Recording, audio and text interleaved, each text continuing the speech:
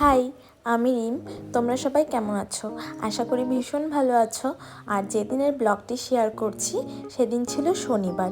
তো সন্ধেবেলা আমি বাজারে গিয়ে টুকিটাকি ঘরের যা দরকার ওগুলো নিয়ে আসলাম। আর যা, এদিকে দেখেছো সব কিছুর মাঝখানে ডিমটা কেমন ফেটে গেছে। আর কি করা যাবে, ফাটা ডিমের অমলেট না হয় খেয়ে নেব। তো এখানে তেল, সাবান, চানাচুর, গরম মশলা, ওদিকে শুকনো লঙ্কা, একটু পেঁয়াজ, কাঁচা লঙ্কা, ওদিকে ব্রেডও আছে। তো ভেবেছিলাম ডিম রান্না করব, কিন্তু ডিমটা ফেটে গেল। তাই ভাবলাম ওটা অমলেট খেয়ে নিই আর একটু সয়াবিন করে নিই। চলো রান্নাটা করে নিই। তো সয়াবিন রান্না করে খেয়ে দিয়ে ঘুমিয়ে পড়েছিলাম, আর সেদিনের ক্লিপ নেওয়া হয়নি।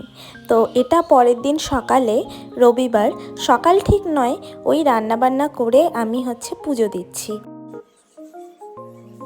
আর আজ রাতে রান্নাবান্নার বেলায় নেই, কারণ আমাদের একটা জায়গায় নেমন্তন্ন আছে, এক দিদির মেয়ের অন্নপ্রাশন। তো সেখানেই যাওয়ার জন্য আমরা বেরিয়ে গেছি।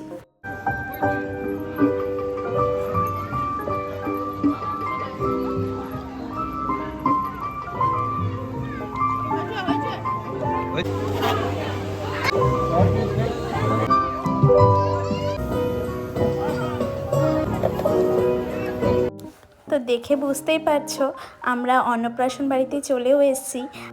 আর এখানে এতগুলো খাবারের স্টল ছিল, তো এসে আমরা সোজা সেখানেই চলে গেছি।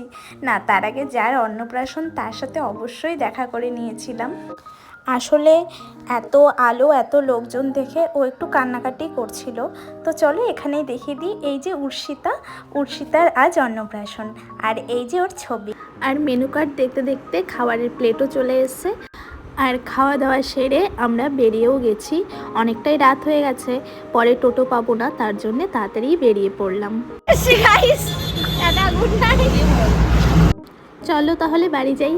আজকের ব্লগটা এখানেই শেষ করছি। দেখা হবে পরের ব্লগে খুব তাড়াতাড়ি।